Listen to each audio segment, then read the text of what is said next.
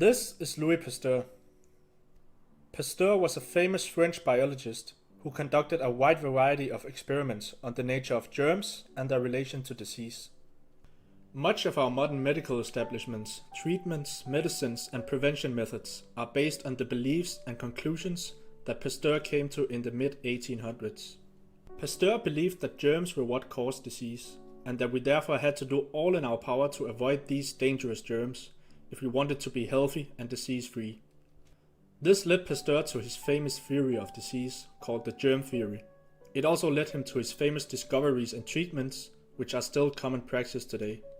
These treatments include antibiotics, pasteurization, vaccination, and sanitation. All of these treatments owe themselves to the very theory which Pasteur gave birth to, the germ theory. Now this guy right here is called Antoine Béchamp, and he was another French biologist who conducted a wide range of experiments in the mid-1800s concerning the nature of germs, disease, and how diseases arise in the body. Béchamp's experiments and discoveries were conducted at the same time as those made by Pasteur. And as we will see later, it certainly looks like Pasteur was directly inspired by the works of Béchamp. Antoine Béchamp is much less known today compared to Louis Pasteur, but his discoveries remain amazingly interesting and pose a direct opposite to the germ theory as we know it today. Béchamp believed that germs were so-called pleomorphic organisms, which means that they could change their shape and size depending on the environment they found themselves in. Germ theory, on the other hand, teaches us that germs are to be seen as monomorphic organisms, which means they only have one form. Béchamp found that germs and bacteria were not the cause of disease, but merely a result of disease. These bacteria arose in our bodily tissues when microorganisms in our body had to eat large amounts of toxic waste, and thus grew into bacteria. This toxic waste could, for example, come from poor diet, stress, or other lifestyle factors. Now in this video we will go further in depth with these microorganisms that Béchamp called microzymas and his terrain theory. But let's start off by first taking a look at how this whole germ theory idea originated, with the main man himself, Louis Pasteur. In the 1850s, Pasteur became fascinated with the causes of how mold developed in different things, specifically the mold occurring in sugar water. He conducted a wide range of experiments and came to the conclusion that the development of mold happened spontaneously and without a direct cause. This conclusion proposed by Pasteur was of course not satisfactory for most people, and therefore many other biologists set out to make their own experiments and studies on the development and origin of mold. The development of mold is also referred to as fermentation. One of these chemists and biologists who conducted these experiments was Antoine Béchamp. In 1854 he proved with simple experiments that what actually caused the fermentation to take place in sugar water and other things was airborne germs. He found that these germs existed all around us, in our environment and in our atmosphere. The reason for the production of mold in sugar water was because certain germs found the habitat of the water suitable for development. The germs thereby decided to stay in this sugar water solution and proceeded to begin the process of ingestion, absorption, assimilation, and excretion. This is what created the mold. The mold was a result of nutrient acquisition by the germs residing in the sugar water. The germs would eat, digest, and excrete the solution, and this is what created the mold. Or in other words, the germs all around us are living organisms that are constantly partaking in a similar nutritional cycle as we humans are, by eating matter and producing waste. This discovery by Béchamp went about very quietly in scientific circles, and since Béchamp was much more concerned with further development of his experiments and theories, he never really pushed for it to be made popular. Some years later, Pasteur decides to revisit his idea on the spontaneous generation theory of fermentation. Pasteur had spent much time mingling and networking with the most important and powerful people in the French scientific circles. It seems that Pasteur had taken note of Béchamp's experiments of airborne germs, and in it he saw a big opportunity to finally gain the scientific fame and prestige that he yearned for. So Pasteur proceeds to completely plagiarize Béchamp's experiments and quickly gains notoriety for discovering that fermentation actually happens due to the existence of airborne germs. Something Béchamp had proved years earlier, and something Pasteur himself argued against for a long time. Pasteur made this discovery popular by going on heavily marketed tours around France conducting his quote-unquote original ideas and experiments on mountaintops, valleys, and all sorts of other grandiose places. This really solidified Pasteur's place as the great and revolutionary chemist and microbiologist in France. He gained great fame and responsibility for the future of disease prevention and treatment all throughout France. But in reality, all Pasteur had done was to plagiarize the work of another chemist and microbiologist, Mr. Antoine Béchamp. Béchamp actually tried to confront Pasteur on his plagiarization in a famous scientific conference held in France. But Pasteur quickly dismissed it, and since Béchamp seemed much more concerned with continuing his work on the objective truth in nature than gaining fame and notoriety, he quickly let the issue go.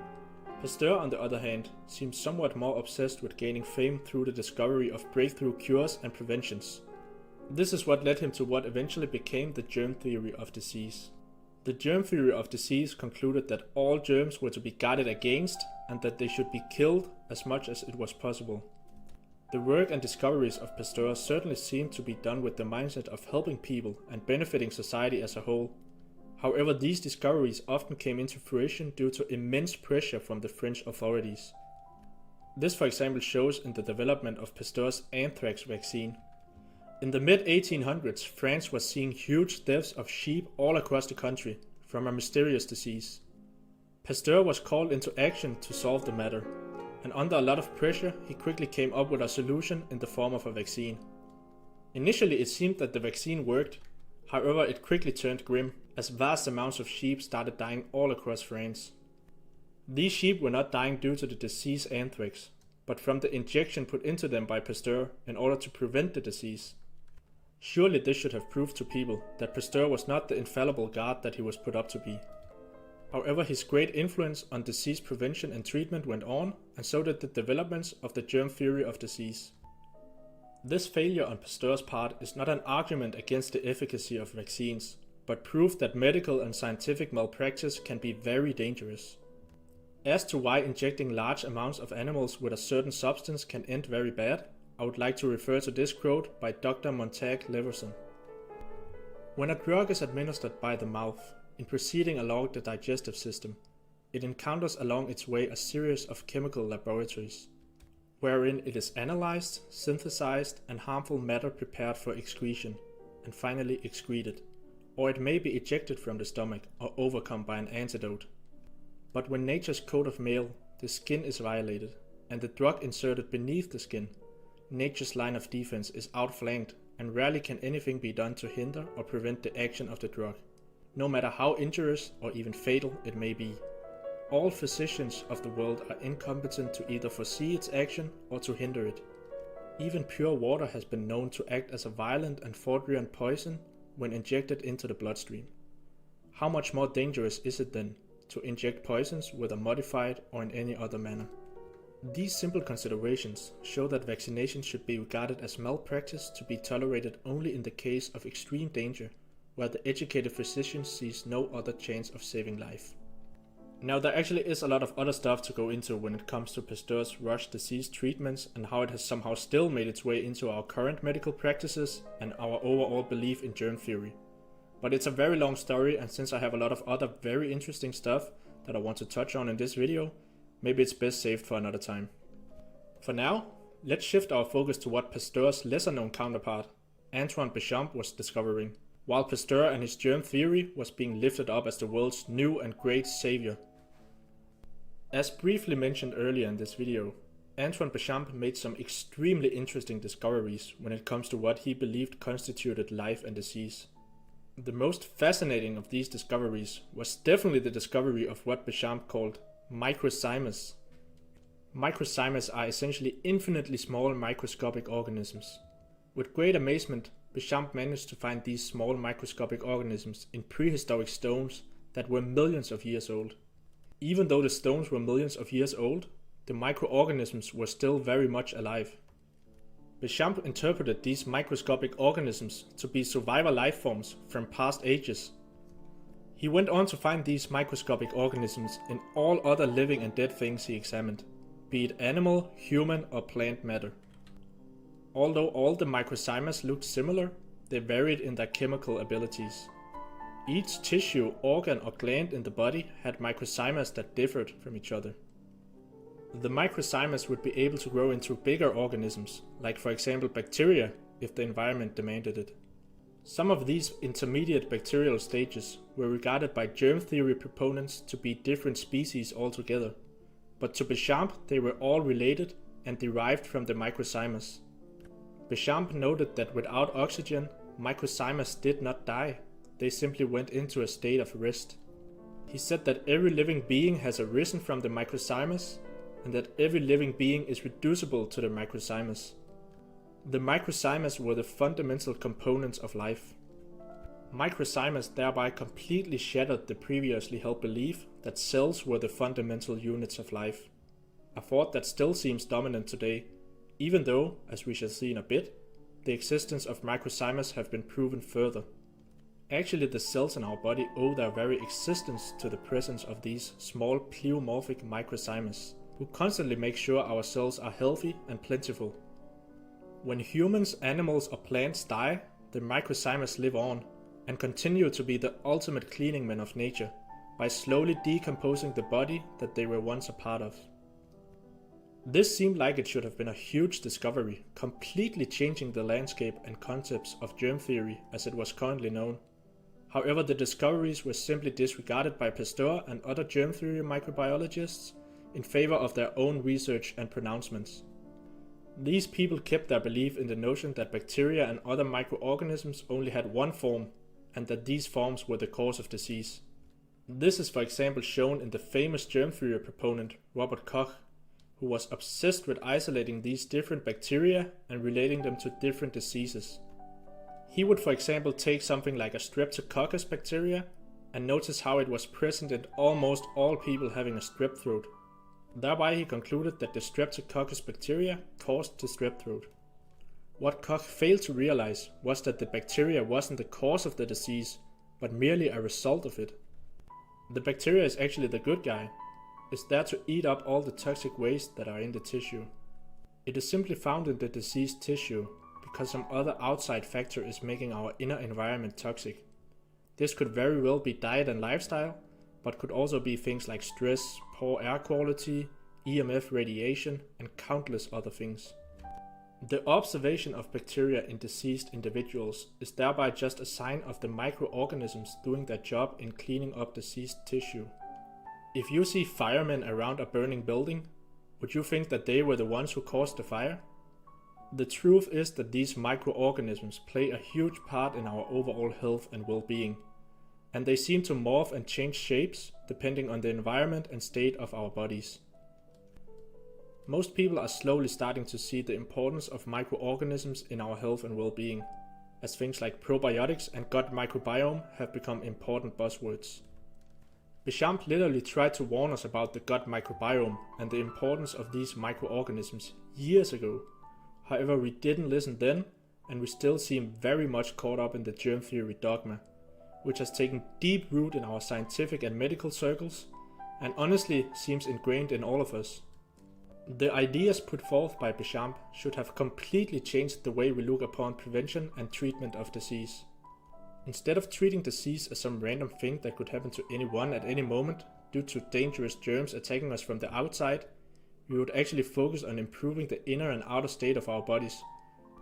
This could for example be done through a healthy and nourishing diet and stress-free lifestyle. Yet today we seem much more concerned with finding the right antibiotic, cleaning agent or injection to solve our health problems. Since Béchamp's discoveries on microzymas and the pleomorphic nature of germs, the little microscopic and ever-changing life forms have been largely ignored and swept under the rug. However, few microbiologists have tried to bring the theory back into light. One of these microbiologists is Gaston Nassans, who developed something called the somatoscope. With the somatoscope, it finally became possible to view these small microzymas in live action. Up until the invention of the somatoscope, blood samples could only be viewed in their dead states with electron microscopes, but with the somatoscope it became possible to prove the existence of these small microzymas in different blood samples. Gaston Nassans had a different name for the microzymas. He called them somatids. Nassans was able to show how these different somatids could morph into bacteria and even fungi. He was even able to divide the whole process into a 16-step cycle. The first 3 stages are seen in the blood of all individuals, as well as the saliva, urine, and seminal fluids. Whether or not these small somatids and bacteria would then develop further into their pathogenic forms is determined by the state of the internal environment. The pathogenic stages of Nassan's somatid cycle culminate in the formation of a thallus, which are microscopic sacs that eventually burst, releasing more somatids and initiating the entire cycle all over again. Like Béchamp, Nassan showed that actual disease was produced when the compromised health and environment of the individual presented an opportunity for it to arise. Since then, the pleomorphic nature of germs have been captured many times. It is what happens, not what it is, but what happens to this rod bacteria that is significant, because it's going into what I then videotaped and captured for the first time that I know of, and I've showed this at Vienna University, I've shown this at Tsinghua University, I've shown this at Oxford University, and now we're showing this at Harvard University, which has never been seen before, the biological transformation of bacteria into a red blood cell and then bacteria out of the red blood cell. It's reversible. I can't help but wonder why this huge field of study is still largely ignored in medical circles today. I also can't help but notice how hard it is to even find information on this topic. I, for example, had to go through various loopholes to even find any information at all on Gaston Nassans and his invention of the somatoscope. It seems weird to me that someone who developed a very complicated microscope and proved with it that we are composed of small pleomorphic microorganisms doesn't even have a Wikipedia page. It also seems very weird to me that the existence of microzymas, as discovered by Béchamp and proved further by Gaston Nassans, still isn't seen as the fundamental components of life, and that we are still clinging to the thought of microorganisms as monomorphic enemies to be killed with medicine, and that the cell is the fundamental component of life.